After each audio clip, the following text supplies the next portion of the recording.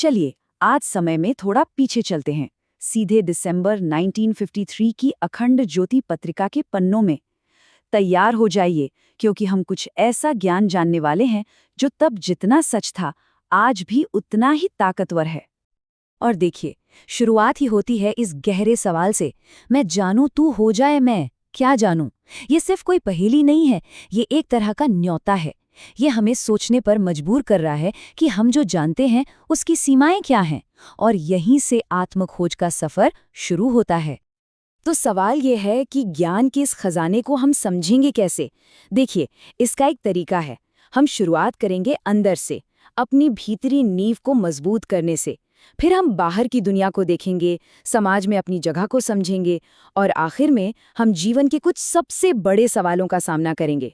मतलब ये एक पूरा सफर होने वाला है। तो ठीक है, चलिए शुरू करते हैं। हमारे इस सफर का जो पहला पड़ाव है वो सबसे जरूरी है, एक मजबूत, एक ऐसी भीतरी नींव बनाना जो कभी न हिले। क्योंकि सोचिए, अगर बुनियाद ही कमजोर हो तो कोई इमारत कैसे टिक सकती है ना? और इस बुनियाद का, इस नींव का आधार क्या है? योग। पर रुकिए, यहाँ बात सिर्फ शरीर को मोड़ने या खींचने की नहीं हो रही है।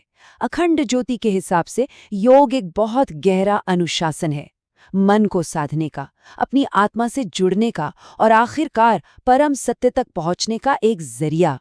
ये सिर्फ एक कसरत नहीं, जीने का एक तरीका है। और ये जो आप देख रहे हैं ना, ये कितना खूबसूरती से इस बात को दिखाता है। एक तरफ है योग, जिससे हम खुद पर काबू पाते हैं, एक भीतरी ताकत हासिल करते हैं, और दूसरी तरफ है मैत्री भावना, यानी दुनिया के हर जीव के लिए दोस्ती और करुणा का भाव। बस यही संतुलन एक मजबूत चरित्र बनाता है। अच्छा, तो भीतरी नींव तो बन गई। अब चलिए अगले हिस्से पर चलते हैं और देखते हैं कि ये सब आपस में जुड़ता कैसे है। मतलब एक मजबूत इंसान दुनिया के लिए क्या कर सकता है। तो जब हमारी भीतरी नींव मजबूत हो जाती है और हम दुनिया में कदम रखते हैं, तो उसका मतलब क्या होता है? इसका मतलब है एक जिम्मेदार नागरिक बनना। और हाँ, ये सिर्फ वोट डालने या टैक्स भरने तक सीमित नहीं है।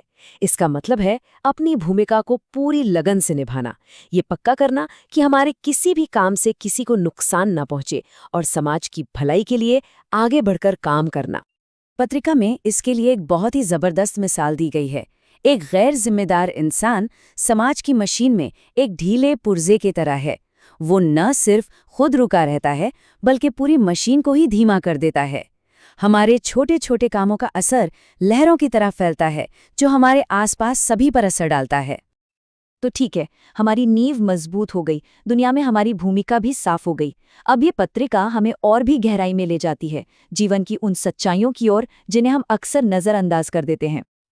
अब हम सच में गहरे पानी में उतर रहे हैं। अस्तित्व के इन बड़े सवालों का सामना करने के लिए हमें आध्यात्मिक ज्ञान की दुनिया में जाना होगा, और इसका प्रतीक है ये शक्तिशाली छवि, 4 मुख वाली गायत्री, जिन्हें वेदों की माता कहा जाता है।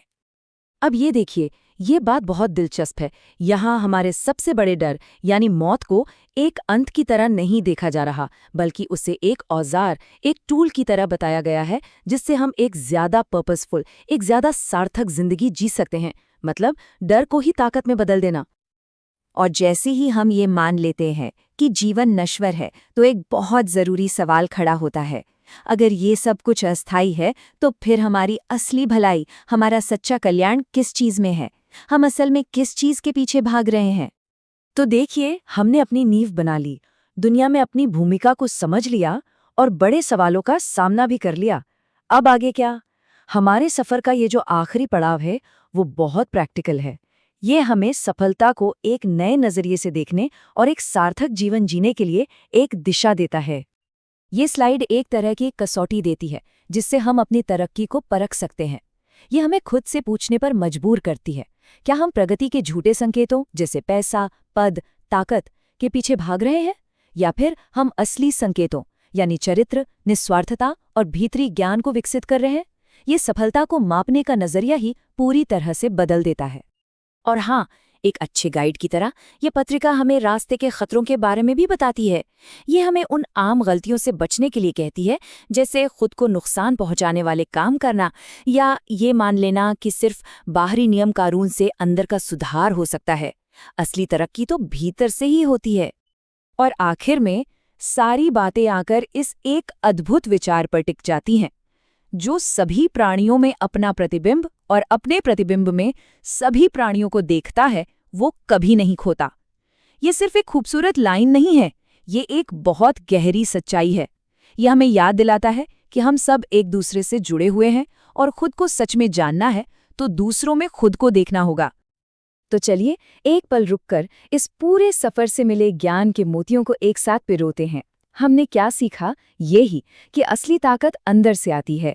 एक अच्छा नागरिक होना भी एक आध्यात्मिक कर्तव्य है। मौत के बारे में सोचना हमें जीना सिखाता है। और असली तरक्की पैसे या पद से नहीं बल्कि चरित्र से मापी जाती है। तो जब हम इस पूरी चर्चा को समेटते हैं तो एक सवाल हमारे सामने खड़ा होता है।